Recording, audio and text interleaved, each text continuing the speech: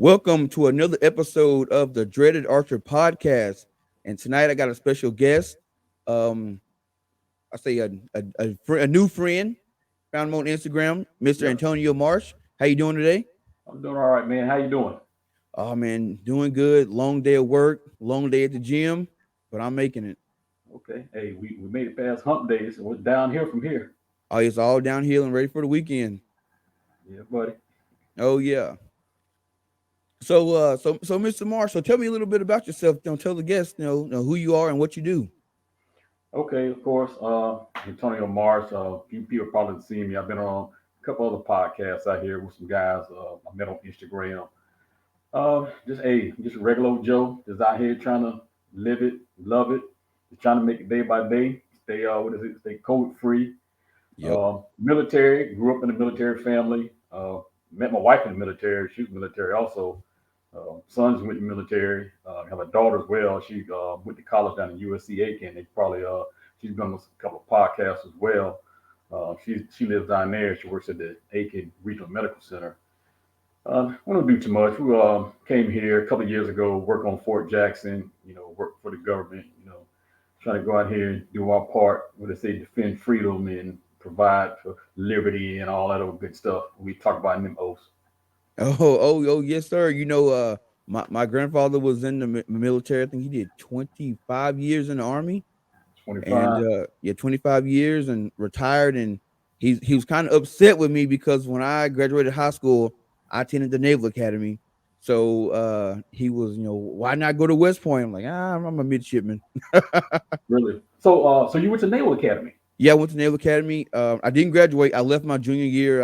It Okay. just after 3 years, I was like, you know what, this is not for me, and I ended up transferring and going to Southern Arkansas. But my time there, I love playing football. It was the school part that was really kicking my tail. Okay.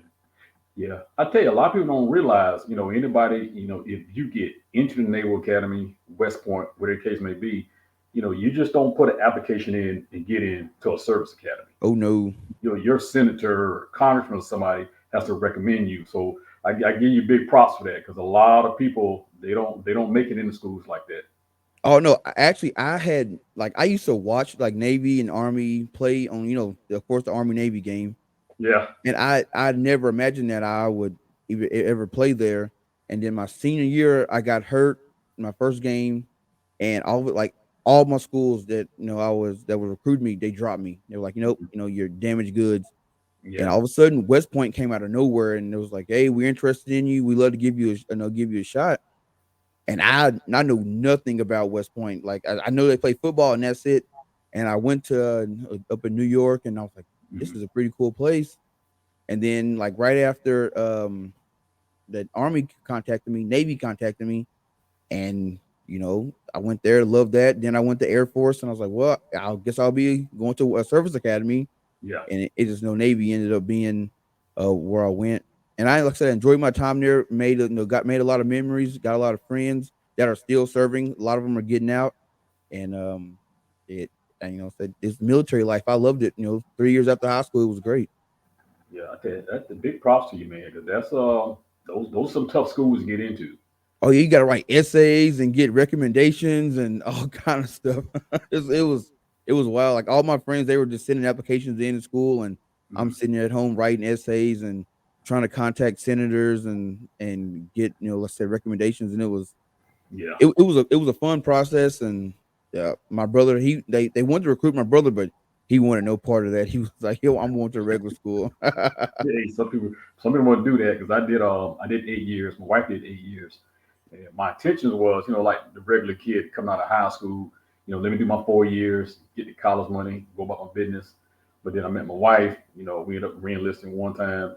But after a while, she was like, look, this military is cool, but it is not for me. You can stay. I'll go be the dependent. I'll follow you around. But other than that, she says, I'm out of here. We say I'll pop and smoke. I'm gone. Gone. So, and you say and your son and your daughter, they're also serving as well. Well, my son he's in the Air Force. He's actually out of the Nellis Air Force Base. And my daughter, she's a cardiac monitor tech down at the Aiken Regional Medical Center. Oh, okay, okay. So she's Oh thinking man, about it, but she's still kind of, on the fence a little bit. Oh yeah, oh yeah. Kind of give her a little nudge, like, yeah, you want to, you want to join. Yeah. Hey, she may. You never know. So Oh yeah, I tell definitely. anybody, any kid, I say it's a good experience. The people I met, the things I've done, I wouldn't trade it for anything in the world. I'm 48 years old, and I remember people vividly to this day that I met. That just some of the crazy stuff we went through.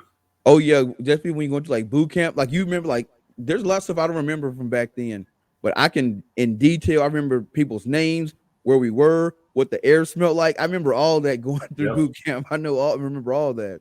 Yeah, I can still remember my first night of basic training. I can remember it like it was yesterday. Oh, it was wild. Actually, the one thing I remember is the first phone call home.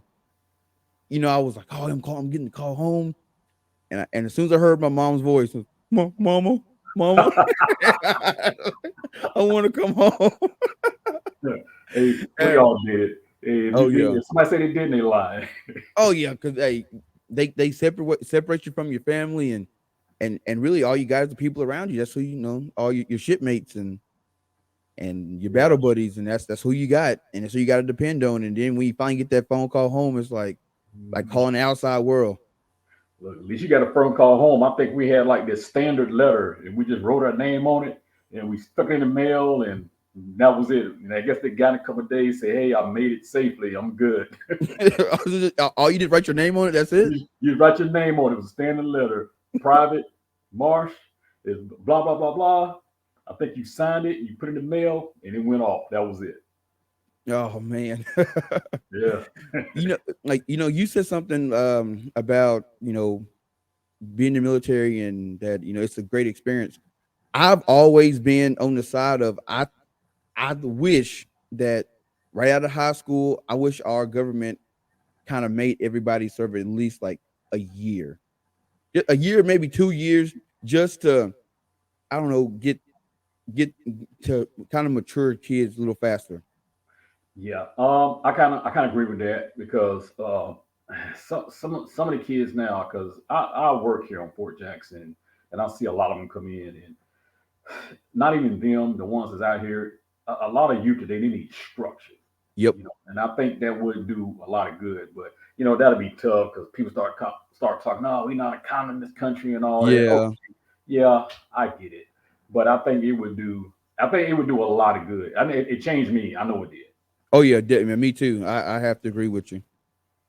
So how did you so how do you become a hunter? Have you always been a hunter your whole life? It was something like, growing up you knew it your dad or your grandpa? There's nothing hunting about the Marsh family. Period. Okay. And everybody that's the story. Everybody's asked how'd you get into it, and once again it was my wife's supervisor. Keith Fryout. He just came one day and says, "Hey, how about you going hunting with me?" I said, "Listen," I said, "Keith, do I look like I know anything about hunting?" I said, "Come on now, ask yourself. Let's be honest." He said, "No, I think you enjoy it." He said, come on out with me." And I said, "Well, where do you start?" I said, "I know you got to get clothes and all this other good stuff." Now, I had the bow. That bow was like really just to go to the range on Fort Jackson and look cool and sling some arrows down. Yeah. So yeah, so he was like, yeah, he gave me, the basic stuff, get a ground blind, get clothes, and had camo, which I think I used the camo one time. I've never been into using camo, and just went out and he took me with me and just sat. That was the most boring thing I ever done. But I said, okay, this might be something that really might pique my interest, along the way. And the more I started getting into it and talking to people that hunt, and the big thing that really gravitated to me was like when you start getting your own meat, that is going to Yep. change your whole mentality about hunting. But the first year I did it because I didn't know what I was doing. It's almost like I felt like I was wasting my time, and I got really frustrated, Yeah. until I really started talking to experienced hunters and figuring out what do I need to do, how do you do stuff like play to win, how to get into your hunting area and how to check the weather and all this craziness. I said, this hunting, when you come into it, you think it's just go out there, you shoot something, you go home. it could be weeks go by where you would never see nothing. Yep. Yep. And that literally was my first year. And then my second year into it is when I really had to change my approach to it and say, look, you really need to start reading and talking and really understanding how the process goes. And once I did that, things is some of like the plans start, formulating. Let's say, we love when a plan comes together, Yeah. and that just kind of how everything kind of transformed. Yeah. That's kind of the same thing with me. Is my like my dad hunted, Hmm. and uh I grew up like, take me hunting, and he just, he never would. So I, got into sports and everything, and you know, uh, went on and played college and everything. And what I found was after I got done playing football, there was something missing. Okay. And in college, I had a roommate when I went to Southern Arkansas. He kind of got me into duck hunting and stuff like that. But said after school, like, something's missing. I need to find something to get into. And I ended up moving to Sioux Falls, South Dakota. And I'm a type of person, like, I see something, and I Hmm. gotta go visit it. Like, it just something happened when I was a kid driving in a car with my mom. I'd see buildings. I wonder what they do in that building, but Yeah. we never gonna stop there. So, but now that I can drive and do it myself, I stop anywhere. So, been driving by this archery shop forever. I'm like, I've never been in an archery shop. So I go in, and there's a guy standing there, and he's like, "Hey, how can I help you?" And start telling him like, "Hey, I'm just kind of roaming." By the time I get done talking to him, and after about 2 hours, I end up leaving with a bow, arrows, everything. Got the whole caboodle, and just Yeah. like just doing archery was just filling that void for me. And then I had some guys up here like, "Hey, man, you should really, you ever thought about going hunting?" And I was like, "Nope." And it was like, "Well, let's go."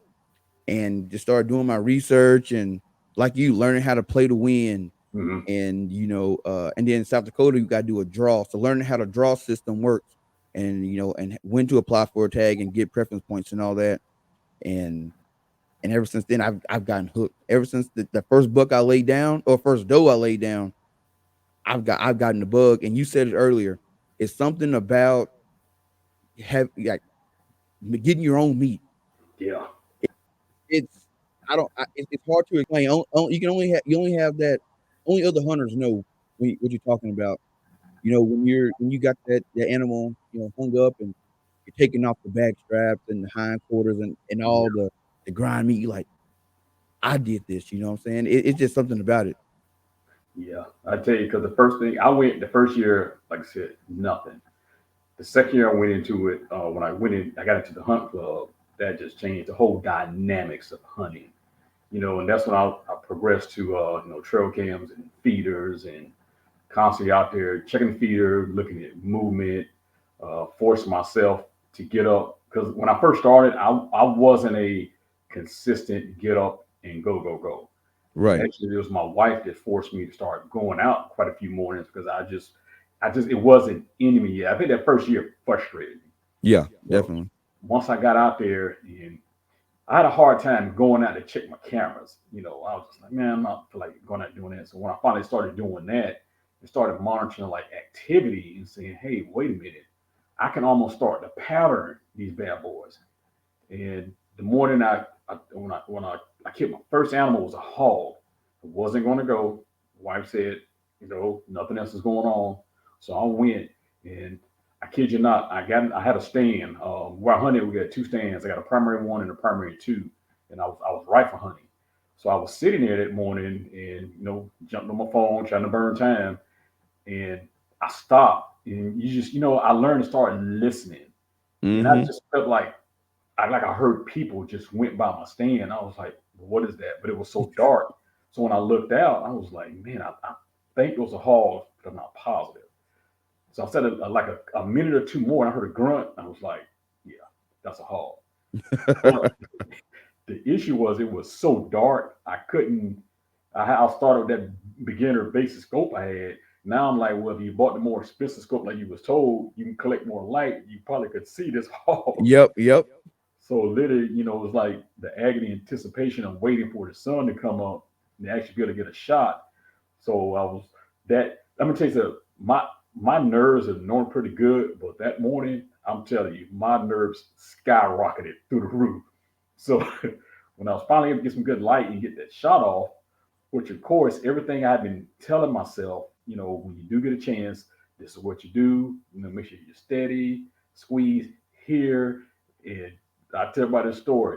Instead of trying to, get a headshot to put this thing down, shoot that bad boy, center mass. Yep, Put it center mass. But fortunately, I must have hit a good spot because it went down, and I just had to go out there and I even had to put it down because wherever I hit it, it just kind of incapacitated, keep it from moving. So I was able to get it down. But I tell you, that moment after that happened, like you said, if you're not a hunter, you don't know. Yep, you don't know. Just the elation of everything in the work. I think everybody was excited. I was excited. Kids were excited. Wife was excited. I was like, yeah, it's time to eat.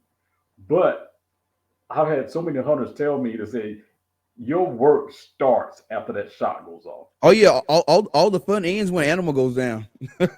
When I realized I had to drag this big hog out of this field by myself and load it on the back of this basket, that's when all the fun out of hunting just went away. Yep. So how far do you normally walk in? Is it, a couple miles or a couple hundred yards?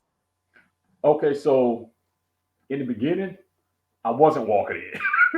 So I was driving my truck all the way up to the stand. Spooking everything around.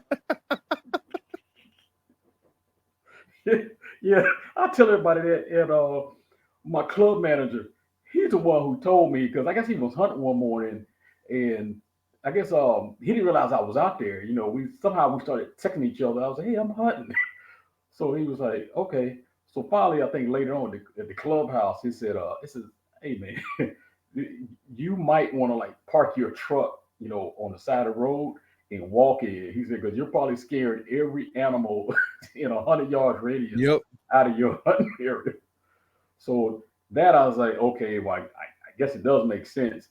But the thing was, when I was doing it, um, that same morning, I killed a hog. My wife turned around and killed a deer, and the more I thought about it, that deer walked right past my vehicle, where we was at.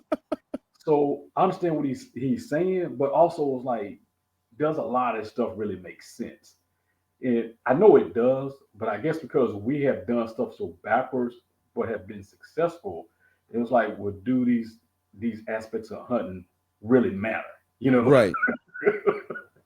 Yeah, I'm the same way because when I first started, I'd pull up to a walk-in spot and I'd find the first tree.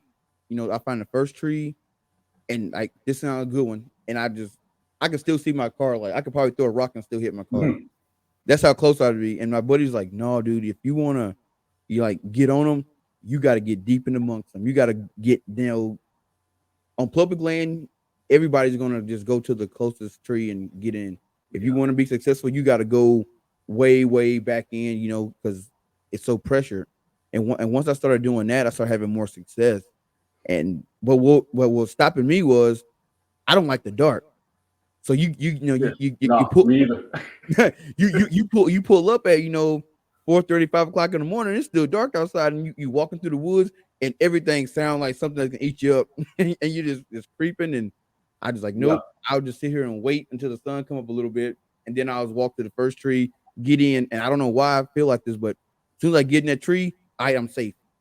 Yeah. See, That's I'm how I the same feel. way. Yeah, I'm the same way. Once I get in that stand, once I get in the blind, I feel like I'm in a fortress. It's Yep, just getting to it is my problem. that's it. Getting to it, like and it's weird. It's like you get there and it's like this little thin piece of plastic. Nothing's going. If something wanted to get me, it got me. Yeah, it's But right here. It's you like feel like you feel like you're in Fort Knox once you get in that blind. yeah, like my daughter, she'll tell you, she's like, I'm okay until the sun comes up. She's like, once the sun comes up, she's like, woo, I made it. Yep, it's like a sigh of relief. Like, whoo, okay, now the hunt can start. Yeah. So that primary one, answer your question, it's probably maybe 100 yards, I would think, from the road to the stand. My blind my blinds are off the road. That's probably, man, maybe 40 yards in. If that, it's not far at all.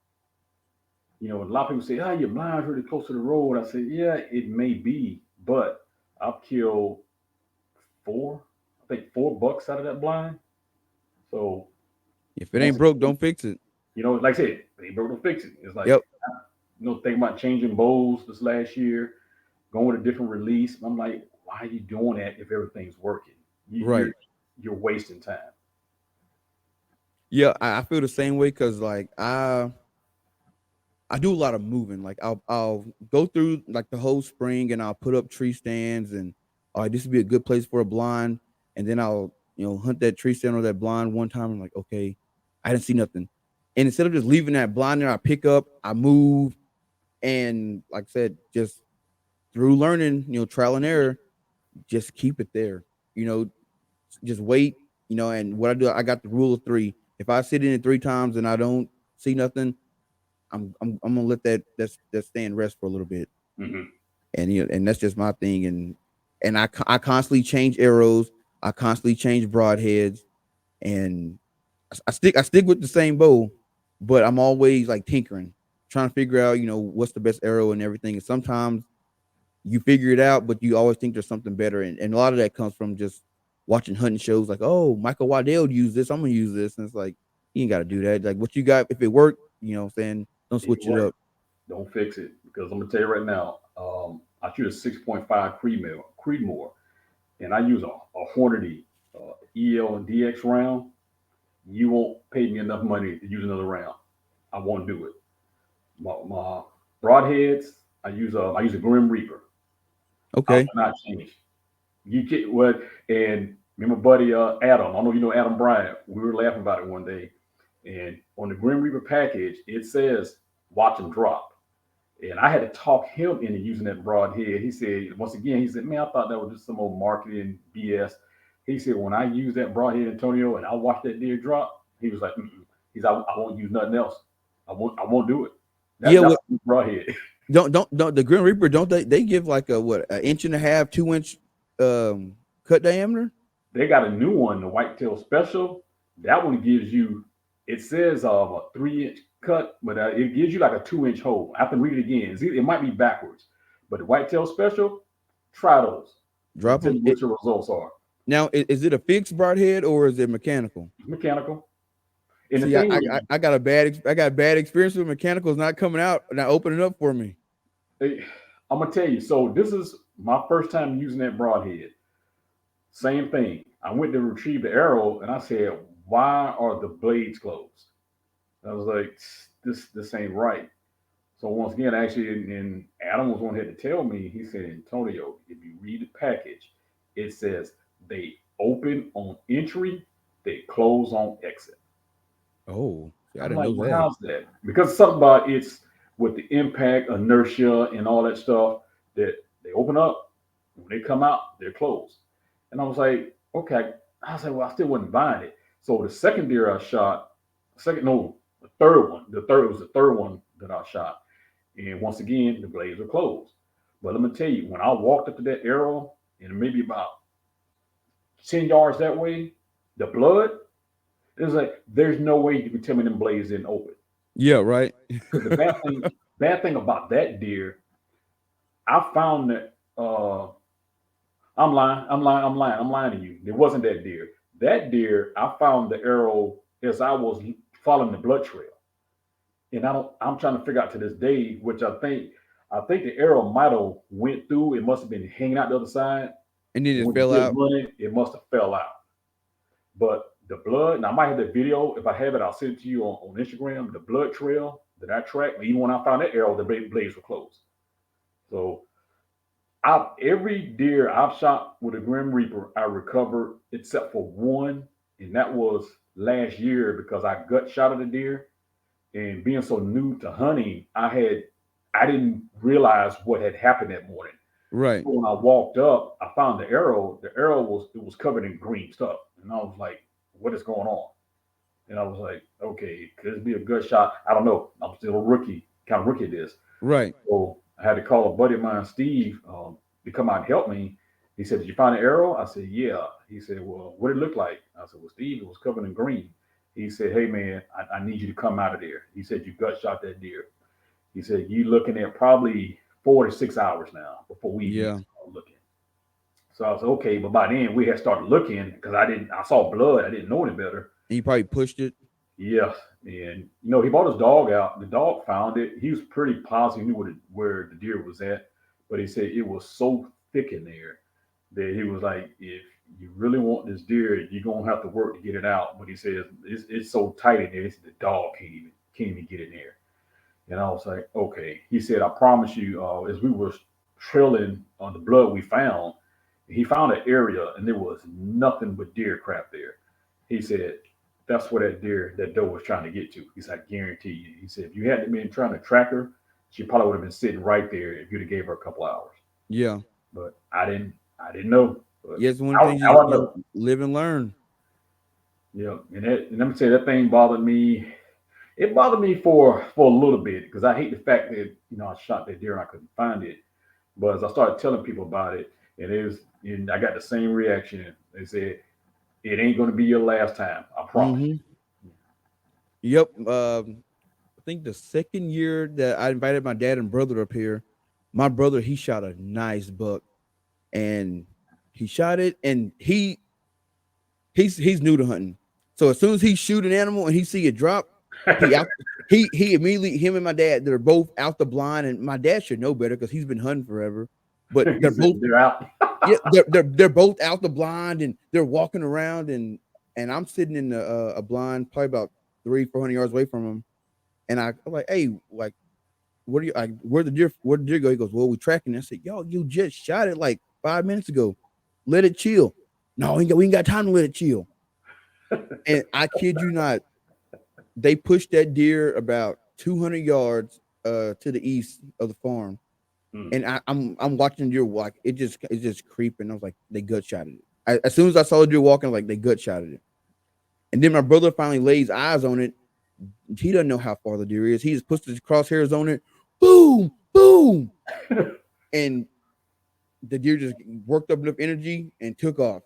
And I'm like, so we took us 3 hours looking for this deer, didn't find it. So I was like, you know what? We just gonna go back to the blinds. We're gonna continue to hunt, and we'll Mm. look for it after lunch. So lunchtime comes, we start walking back, and the whole time I'm in the blind, I'm just thinking, man, they gut shot the deer. I didn't even shoot the deer, and I feel bad for them. Like, man, like we ain't gonna find this deer at all.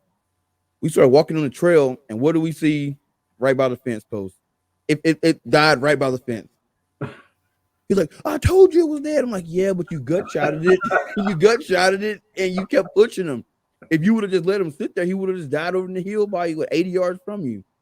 And it's Yeah, one of those things where you just gotta, like I said, you live and learn. You learn that give them. I always give them about 30 minutes. yeah.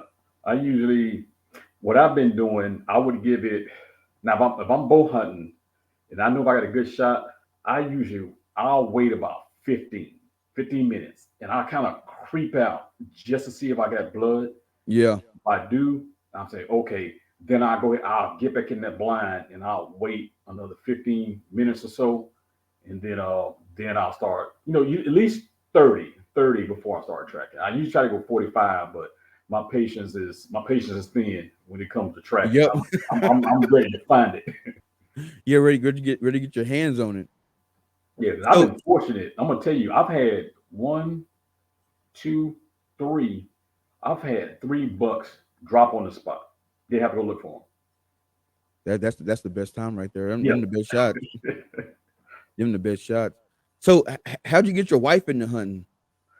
Okay, so my wife get to the hunting. I think that was some of. Let me go see what he's doing. I Oh, think okay. I think that was some of that was about.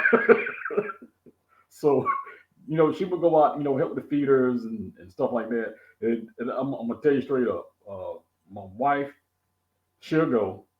My daughter, she'll go. My wife will let you know if I'm tired, if I'm sleepy, I'm not getting up at 4:30. I work Right. too hard during the week, Monday through Friday, to be getting up Saturday at 4:30 in the morning. But she finally, first time, no, her actually her second sit going out. Her first sit, she was actually going out to a hawk hunt. But of course, being dumb that morning, my feeder was acting up. So smart me says, "Well, get out of the stand and go walk down to find out why the feeder didn't go off." So I'm like, "It's corny here. What's?" I said, "Okay, whatever." So by the time I walked from the feeder back to the stand, she's looking down at me and said, "Oh, I think you got something moving behind the stand." And sure enough, as I was climbing back in the stand, you could just hear all the hogs running around behind the stand. Oh man. So I blew the whole hunt that morning. So I talked her into going back. I think it was like that Sunday evening. I was like, "Well, let's just go out Sunday evening and see if the hogs come back." Hogs didn't show up. But while we were sitting there, it was that we was getting to that point of we had no, we still had good light, but it was almost time to go. And I could tell she was like, "You know what? It's frustration. I'm ready to go." So as we were packing up, she happened to stop and she tapped me and she said, "Look out there." And all of a sudden, this 8 point just comes cruising through right in front of the stand. I said, "Hey, well, get yourself together." So he goes in the woods. I said he'll probably come back. Sure enough, he comes out, maybe 70 yards out. She puts a shot on him. It took us, shoot, man, it probably took us about 4 hours to probably track that deer because he wouldn't die. Yeah. But second time she went on a sit, she went took an 8 point down, So and I had been trying forever. so is that the one that I think I saw on your Instagram page? Is that the one she got mounted? Um, she did a Euro mount for that one. Okay. Yeah, that was like if you scroll through it'd be way back through my page in the beginning. But it's a picture of her with that deer, and she did a Euro mount. But you might have seen the one. Now my daughter, we just did a mount on hers. That might be the I one you think saw. she's wearing like a pink shirt, and I think it's pink. I can't remember, but I know it's a young lady on your page, and she's holding a mount. Well, my daughter, it's probably my daughter. She had a black shirt on, black shirt, green pants. She was holding the mount like this. Yeah, yeah, okay, yeah. Yeah, That's the picture I'm talking about. yeah. That's Alfonso. Alfonso. She named it. Yeah, she named it. So, and I told the story before. We were moving last year. We had the mount in the storage unit because we was in the process of having a house built. So we went down, took it down. She was still in Aiken, came back, picked the mount up, and we had to store it. So as we was moving everything, get this message at the blue one day. She says, "Hey, you guys taking care of Alfonso?" And I was like, "Alfonso?" I was like, what kind of a gerbil or a cat or something? Right. She's like, "Oh no, Alfonso, my deer mount." I'm like, "You know what? Really, this is what we're gonna do. We're gonna start naming deer mounts right here." You couldn't give him a regular name, Alfonso. Hey, I can't blame her because I named the buck I killed Captain Hook. So yeah, his antlers are it's on my Instagram, but they go kind of go forward, and Uh-huh. they're all just kind of just real like jagged. And as soon as I saw him on the game cam, I say, "Oh, that's Captain Hook," and that's like that was my first mount. But that deer is real special to me because that's the first buck that I killed with my dad when he first came up here three Okay. years ago, and we sat in the blind and we got out there that morning, and he's real dramatic, like and animated. So we're sitting in the blind. He goes, "Oh my goodness! Oh my goodness!" and, and I'm like, "Wiggle, look, look!" And I'm looking. I don't see nothing. I'm thinking the you know the trees and stuff playing. We ain't seen a deer in a long time. The trees is playing with his head. He think he sees something, and he grabbed binoculars and he grabbed my head and to point that direction. And I look, and sure enough, this bad boy sitting right by a fence post, just chilling. And it was probably like 500 yards away. So I'm like, we're not gonna get him. Like I'm not taking that shot. Uh-huh. So he's like, well, can we move? And I'm like, well, this is kind of a stationary blind. I'm like, not gonna get the tractor and move this. But I got a ground blind, so we might figure something out. So after lunch, we go back to that blind that we were in. I got the ground blind on my back, and I was so paranoid that we were going to spook it we crawled on our hands and knees about 400 yards and got down into this little kind of like a little almost like a it goes down the bottom of a hill, and we set the blind up. And the whole time I'm setting the blind up, I'm just looking like he gonna hear us. And so we got in the blind, and we just sat there, and we didn't see. We got there about 1 o'clock, and we didn't Uh, see nothing.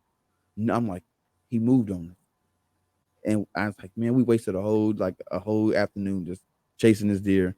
And about 4:30, this small spike comes walking up the fence line. And my dad, he the type, he don't care about no antlers. He's like, I ain't never found a recipe for no antlers.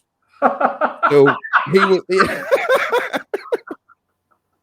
he was like, I ain't never found a recipe for no antlers. So hey, there's a deer right there. I'm gonna get him. And I'm like, no, just wait, just wait. And it walks over to that fence post, and the little spike he stopped, and he starts kind of scraping the ground and putting his head down. I'm thinking, what is he doing? And sure enough, Captain Hook stands up, and I'm like, and once I got a good look at him, like, that's Captain Hook. As soon as I saw him up close, I'm like, that's Captain Hook, and he probably about 80 yards from us, and I'm like, oh, it's money. So I give my dad the gun. I'm like, hey, you get him. So Captain Hook chased the small buck off, hops the fence, and runs him off, and then he's coming back. Mr. Marsh, my dad took 3 shots and missed him. And now I'm like, oh no, like now he's gone. So I just get the gun. I'm sitting there trying to put the bullets in the cartridge and finally get it in chamber one, and I just raise up, boom, and drop him. And you would have thought we won a Super Bowl. We jump up in the blind, we hugging, and then my dad goes, he moving, he running away. So I'm thinking, oh, I missed him. I thought he dropped. So we see this like deer just take off. So I'm thinking, man, and now we all heartbroken. So we go over to see if there's any blood. Well, Captain Hook is on the ground. The other deer that was running was just another buck that was over there and took okay. off. And he was I think I probably say he's probably about a 4x6. And I was like, we could have got 2 of these things. Man, hey, that's a good one. Tell your dad, look, hey, look, I gotta sit to that one. I never, I never found a recipe for antlers. Hey, Yeah, your yeah. dad don't care, man. Hey, you can use that one. I can't wait to use that one. I'm telling you that is his mo. So like I said, in South Dakota we do a draw, and it's real hard for non-residents to get tags for rifle archery. You can get them all day. I don't know how, but my dad and brother the last 3 years in a row they have drawn tags, rifle tags every single year, Man, and the tags are kind of pricey. It's $375. You get a buck and a doe tag. So mhm. when they get here, they ain't waiting on, and they not waiting on the big one to come out. If you come out and you a deer, you getting took down. Hey, they got a philosophy. If it's brown, it's down. Yep, that's it right there. If it's brown, it's down. And I'm trying to tell them, hey, wait, hey, we trying to age the deer and all that. But I even have a hard time doing it on the fly. Like you've been sitting there all day, and you finally, nice 6 point, and you like, how old is he? It don't matter. Just go and take it. Hey, I'll feel them. The first deer I shot with the bow, it was a 6 point, and in the club we had it's supposed to be 4 and 3, 15 inch, whatever. But because of my first one, this is God on my witness. I was sitting there. I said, you know what? I have worked too hard to try to get a deer. I will pay this fine to take this deer now. I'm sorry. But I Hey, shoot it. I slung that arrow through. Uh, well, it didn't find it. Had to get the dog out. But the deer wasn't that far, but I didn't know how to track. So after that, I really learned some techniques for like tracking and stuff. But I was like, mm-mm. I said, this deer is going home today. I was supposed to go on my way to Savannah with my wife. And I said, look, well, we're going to get to Savannah late tonight because right? I'm looking for this deer. I'm going to get to the processor. I'm going to shower, pack up, and then we'll head out. I said, this is not the day, Jack. Yeah, can't let them pass. So, Mm-mm.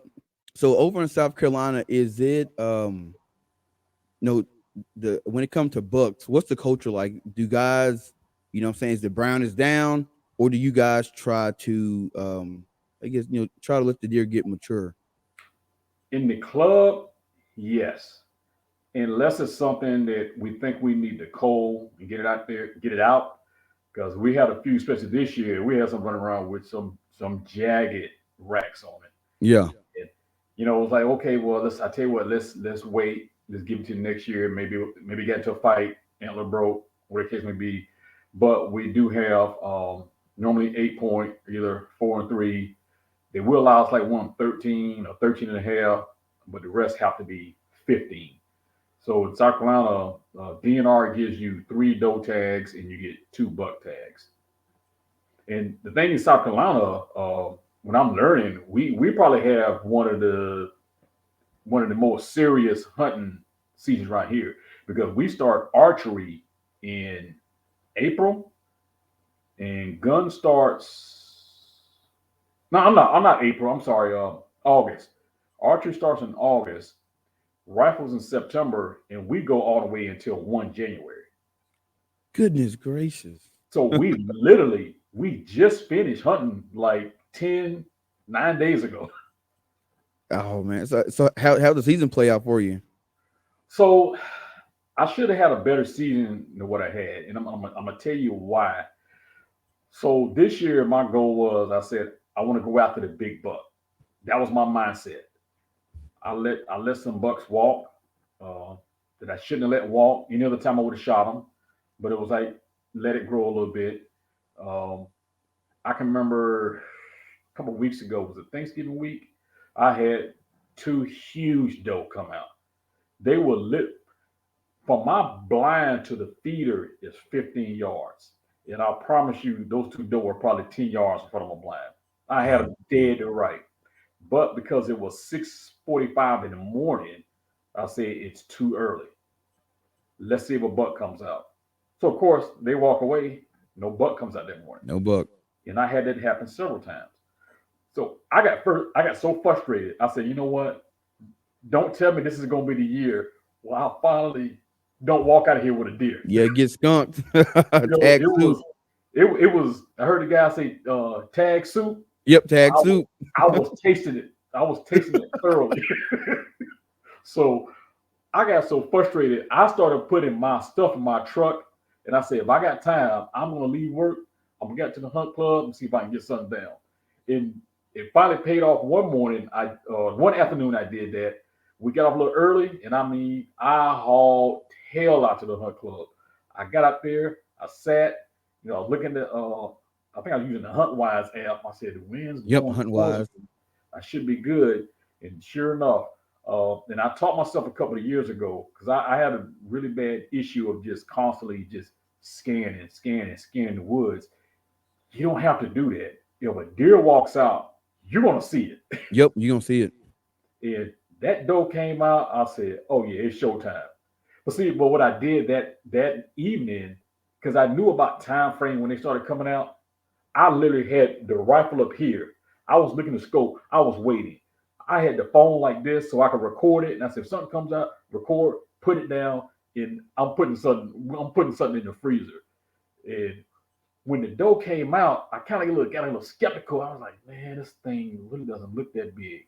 But then once again, I was like, boop, the knucklehead, you get ready to kill yourself again. I said, this deer's going home today. Bam, got a shot, put it down. I put that doe up, and I put it on my Instagram. I put her on 2 feet. She ran in the woods. I think I gave her 15 minutes. I said, I'm going to look it. Get down there, can't find any blood. I was like, Oh. not today. We're not gonna do this. so, so my buddy Corey, him and his wife bought me one of those blood flashlights. do those work good? Okay, if you can find blood, it works good. But when you trying to shine it down there looking for a little drop of blood, nah. So with that deer, I couldn't find a blood trail to save my life. And that means now nightfall was literally, it was, they say nightfall is upon you. So I walked back in the woods one more time. I said, well, just pop your lights on and see if you start scanning. So I started scanning, and you know how the eyeball, when you just kind of see that flicker in the eyeball. Yeah. So I looked again. I was like, there she is, got her, piled up by the tree. So the pressure, I said, not give her eat that tag soup this year. Oh God. Oh, it'll get you. I told myself I wasn't gonna eat tag soup this year. So what I did was I went out every weekend because usually I just hunt a couple times during early season, and then rifle season starts, and I'll sometimes take my bow, or my rifle, sometimes take my bow, whatever. But I was like, you know what? I'm gonna get my doe early, and so I can focus the rest of the season on getting the buck. I think it was probably like the last week of September. Sit in the tree stand and two doe come walking out. And I was like, well, I've been here since 12 o'clock. It's 5. I've been here a long time. When I knocked the arrow and I just let one fly. Boom. Take off. Boom. She falls. I was like, all right, cool. She done. So I get down, look at my arrow. It's covered in blood. And as I'm walking to the other doe, the doe that I shot, the one that was with her is coming up the hill. So I'm like, I got another doe tag. So I just that same arrow Yeah. that I just shot, I knocked it because I didn't have time to take one out of my quiver. Just went back and boom, she ran maybe 20 yards drop. And I'm like, oh, got my doe. And then it all hit me. Bro, you got to drag these things out of here. Yeah. So I was like, Yeah. you know what? I'm going to walk to the farm and get the gator and come back and got my doe out the way. But as far as bucks this year, I didn't get the one I didn't get any ones that I was that I wanted, but there was one on the farm that I think somebody shot him in his foot Hmm. and he was limping real bad. And I was like, I'll just go ahead and cull him out. And his foot Yeah. was all infected and everything. And it was like, yeah, so lost that leg, but still got the meat. Yeah. This season, it was tough. I tell you, um, like last year, I saw deer every sit, every single sit. This year, it was hard. I don't know what's going on. In December, we were getting up to like 77 degrees in Yep. December. And I'm just like, is that playing a part of it? And I think it was because then I would see stuff, activity, then all of a sudden it would just go dry 3 or 4 days. And I had a lot of people, a lot of guys telling me the same thing. They said this was probably one of the tougher seasons they had. They don't know what the weather or what happened.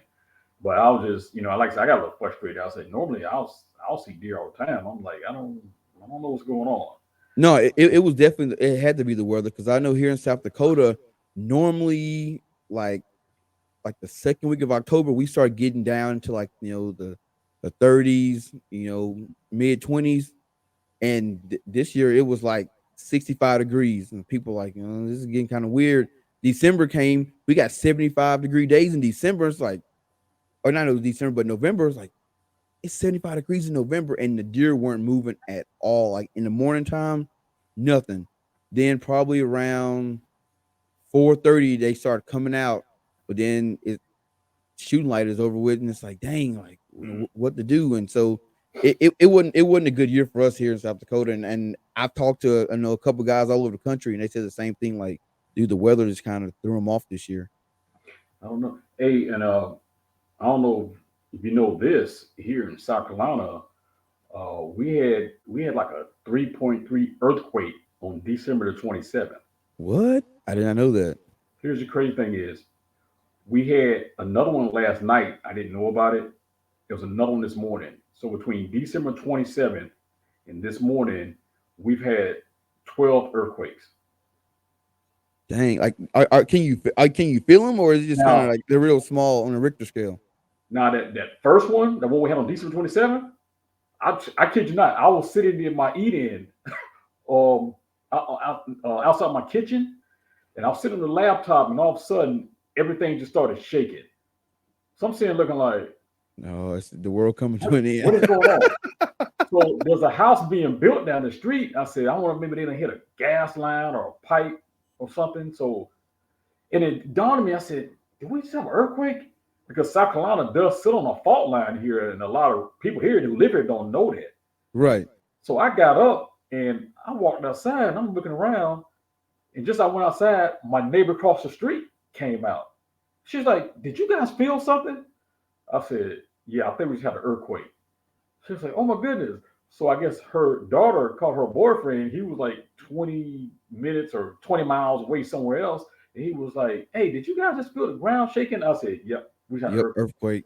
Oh Ever since man. then, we've had some small earthquake and some tremors. And today they say the count is now 12 since December 27th. Dang, I wonder what it is that's causing that fault line to start being active.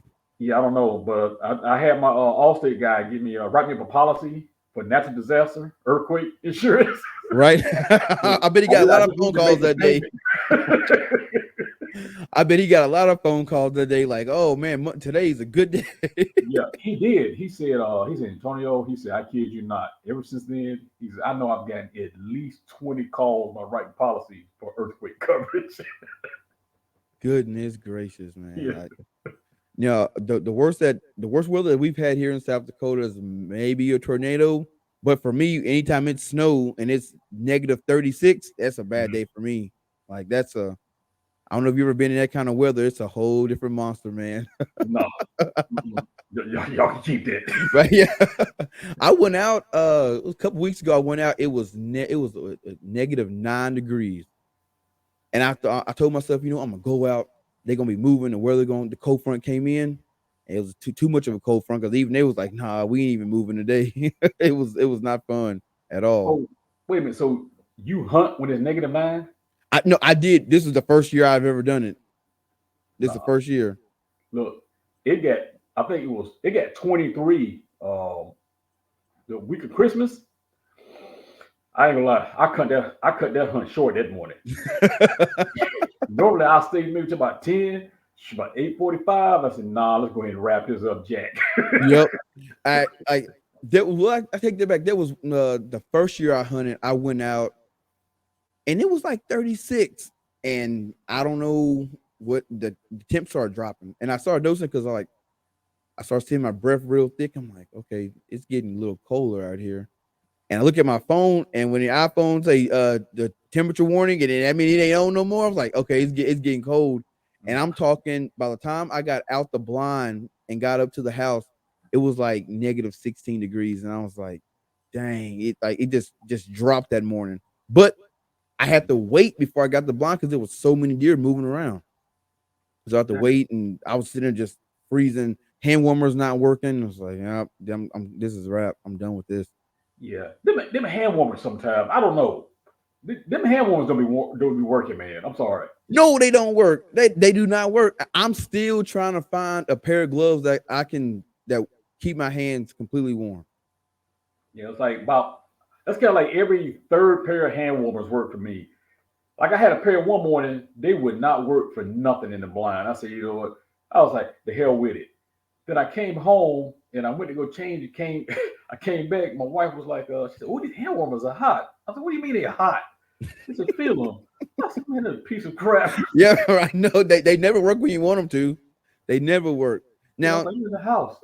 now I have found some toe warmers called Mr. Heat, and them bad boys they work. You put them in your shoes, and they good for about 16 hours. And Okay, and they are true. They are true to their advertising. You get 16 hours out of them bad boys.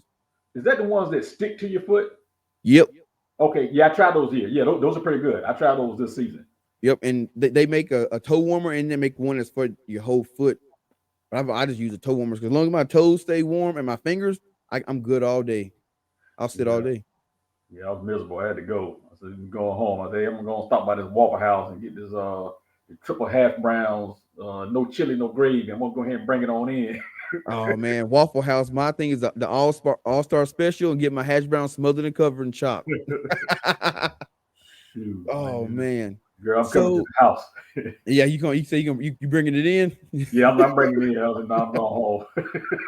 Oh man. So do you have any dream hunts that you would like to go on, or are you fine with just hunting whitetail? I want to do an elk hunt. Yeah, that's my hunt. But I gotta save a couple of dollars to do that one. you I know. mean, I'm gonna tell you though, if you just want to get out there and give it a try, Uh you huh. know, Colorado is one of the the best states for over the counter tags. Okay. Oh, it's gonna be about 670 something bucks, and they're gonna charge you 25 cents for search and rescue. Man, let me go stick this. I kid you not. I got my tag and it had the price of the tag like 600 some bucks, and then I saw 25 cents. Like 25 cents. Look at search and rescue. I'm like, what kind of search and rescue they gonna send for me for 25 cents? Nah. Hey. But me and my buddy was laughing. We was like, well, if they get 25 cents for everybody that come hunt, it's probably a good good search and rescue. It's the But fact they got to sell you search and rescue, which means they've had to deploy search and rescue I teams know, on probably numerous continuous basis. and it's easy to get lost out there because a Yeah. lot of guys go out there and a lot of places when you're in the mountains you don't get any phone service, so you can't use Hmm. the GPS on your phone unless you have one of those GPS like Garmin's. Yeah. So those work, but once you get to walking and it's that just just a couple more miles, next thing you know you're 15-20 miles in, and I can see how somebody would get lost. But if you go elk hunting, I recommend because I went last September. Get in shape. It Yeah. it is. I've played football. I've trained hard. I've had coaches kick my butt, and I've never had my butt kicked like I was on the mountain because I thought I was in shape. And 30 minutes into the hunt, me and my buddy walking up was it Blue Lake Trailhead. We get 30 minutes in. I said, dude, I'm gonna pass out. He like, bro, we just started. I'm like, I don't know what it is. I'm not gonna make it. And the whole time we're walking, I was like, I'm gonna die on this mountain. Like that's how I felt. Man, ain't no air up there. No, the air thin. So this year I got one of those altitude masks. I run on the treadmill with it. Uh, Like I'm gonna be ready this September. Like I gotta get one because I had an encounter last year. I had a nice 4x4. He, I mean, he was like 80 yards when we spotted him. And by the time that I could get an arrow knock, get set, he had already closed that gap and he was like 36 yards from us. whew. And he started walking to the left of us, and there was like a row of pine trees. So I couldn't see him. And then he got to the end of the pine trees. Then he stopped. And I was like, come on, just one more step. I got you. And then I could feel the wind hit the back of my neck, and it blew my scent right to him. And he bolted. And that was the last elk that we saw that entire week. Yeah, that wind ain't nothing to play with. People Nope, don't not at realize. all. I've been out there some mornings and I've really starting to start playing the wind the last 2 years. And I look at that app, and if I see that wind is blowing out there, I'm just like, you know what? You just go ahead and chalk it up Yep. because they catch your scent, they are not coming. It's not gonna happen. Nope. I wasn't a believer in it. I'm one of those. I'm a skeptic. I'm like, man, they only telling us that they only try to tell you about scent stuff so they can sell more of that dead downwind and Mhm. that spray. Yeah, them deer they ain't gonna smell nothing. They smell stuff all the time. And after the first year, I'm like, it might be something to this scent thing. And now I'm to the point where I'm on the verge of buying a separate washer and dryer just for my hunting clothes because I believe that much in the scent now. Before I didn't believe in it. Now you can't tell me otherwise. Yeah, that's what I was telling. My father-in-law was here Thanksgiving, no, Christmas, and I said, look, I'm a big advocate of spraying your clothes, washing stuff, whatever. Just try to give yourself any extra just advantage you can when it comes to hunting. It may not work, but it could be the day where this spraying may help you just for a slight moment. Right. I said I've done it. I've tried it before. Just say, you know what, I'm not spraying my stuff to see what happens. And of course, you don't get anything. Then I go back to spraying my stuff down real good. I've even done stuff like God told me, he said, roll your stuff around in pine straw. Just any little trick. Right. When I've done stuff like that, it was like, hey, it may work because I'm actually seeing animals. So, like I said before, whatever works for you, that's what you do.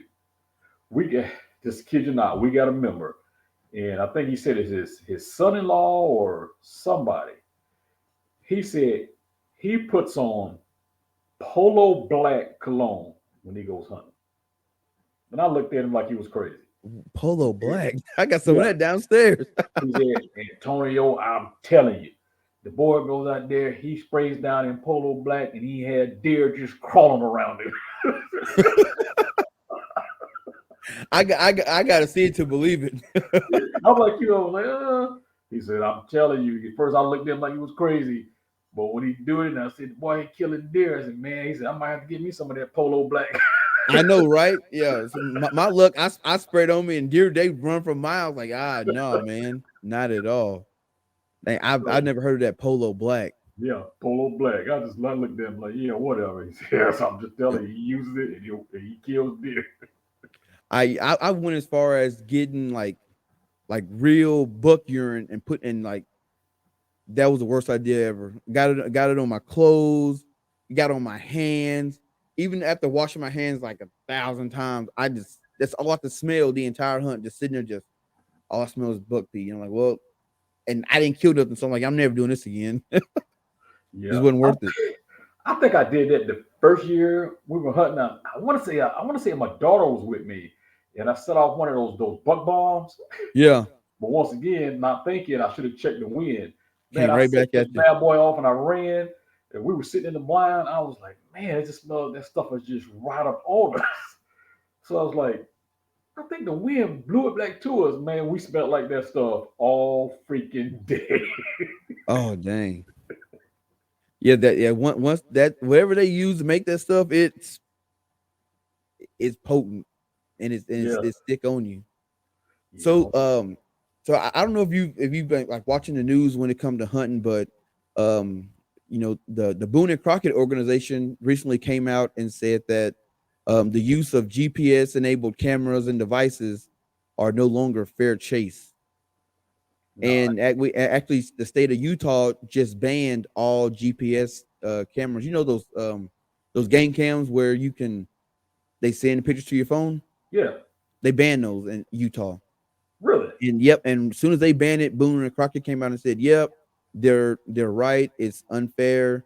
And they're even going as far as saying like they might not like if you take an animal using the cameras or those new smart Bluetooth sites Hmm. that they're not gonna count your record if you kill something worth that might be a record. They're not gonna count it. Yeah, because I use the covert, and I live and die by my covert cameras. If I'm Right. not getting images, something wrong. Man, See, that's I crazy. use the spy links, and I'm trying to figure out like how does using a cellular camera give you a more of advantage than a camera that you have to go out and check every day. Yeah, because that's crazy. I got those. I got tired of driving back and forth out there, burning up gas. But burning up gas, and then you got to go into the woods, and you're leaving scent, and Mm-mm. I don't know. I think that the hunt industry has to grow with technology. As technology gets better, the Yeah, hunt industry just has to you know adjust. Because if you think about the guys that were hunting back in the 50s and the 60s, they didn't have their bows weren't as fast as our bows now. yeah. The broadheads weren't as good. Mhm. Even the sights weren't as good now. Yeah, So crazy. do you knock the new hunters because the old hunters didn't have the advantage? My thing is, I call it being smart, using everything to your advantage. Right. You can get a camera, better bow, better broadhead, better sight control. It was like I hear the guys talking, "Oh, you hunt on the corn?" Yeah, I sure do. I go out there and fill that feeder up as much as I can. I'll pack it in and let that sucker run in the morning and run in the afternoon. Call it what you want. Right. But Because hey, as long as it's legal, ain't nothing wrong with it. you know what I'm saying? With it, if you ain't cheating, you ain't trying.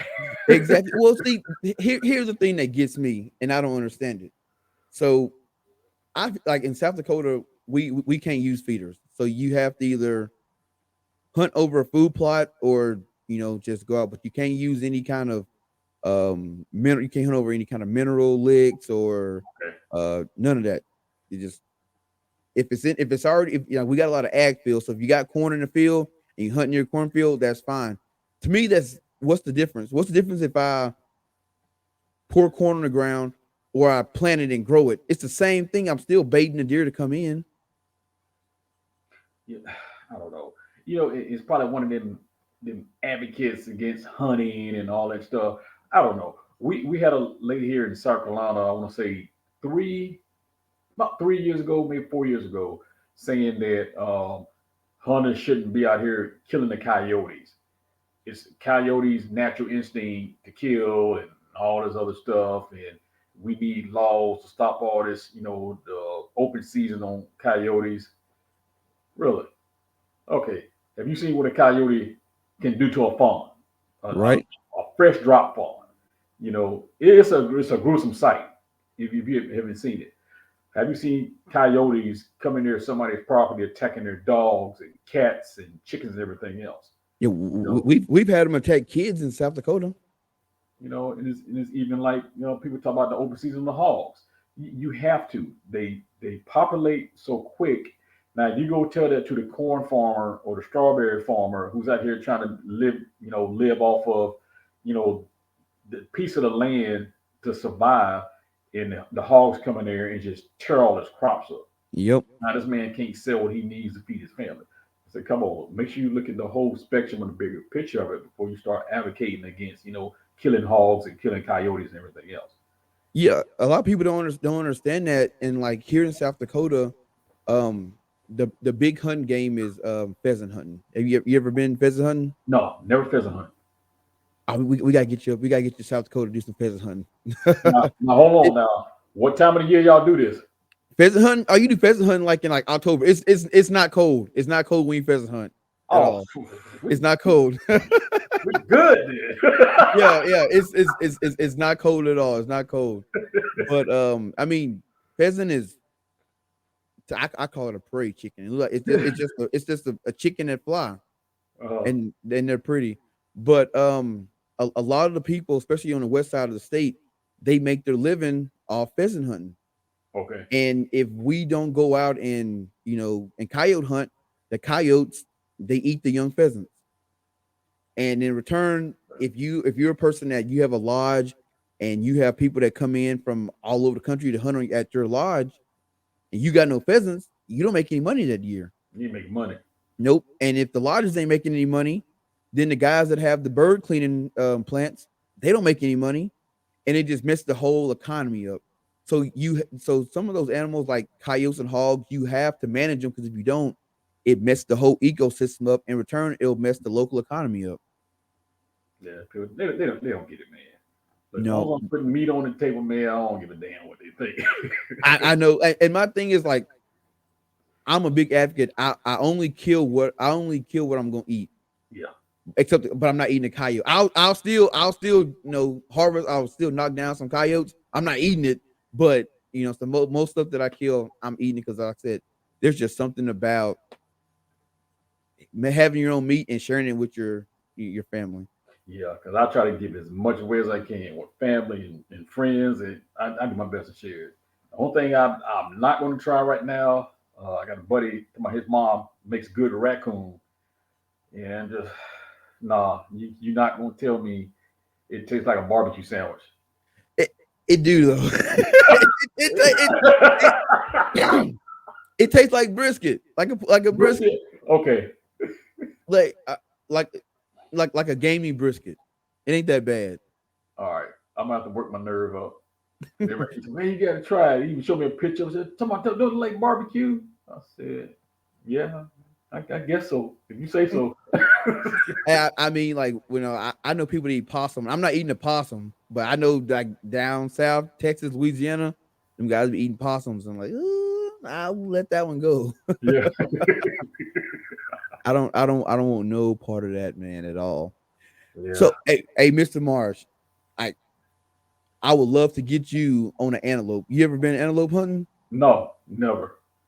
So I did. This year was my first year doing. My friend Rob took me out antelope hunt, and I'm addicted now. Antelope. Okay. Antelope. They call them speed goats. It's basically it's like a goat. Speed goat. Yeah, they're the fastest land animal, uh, next to a cheetah. They're definitely the fastest animal on four legs in the United States. Really? Yeah, Okay.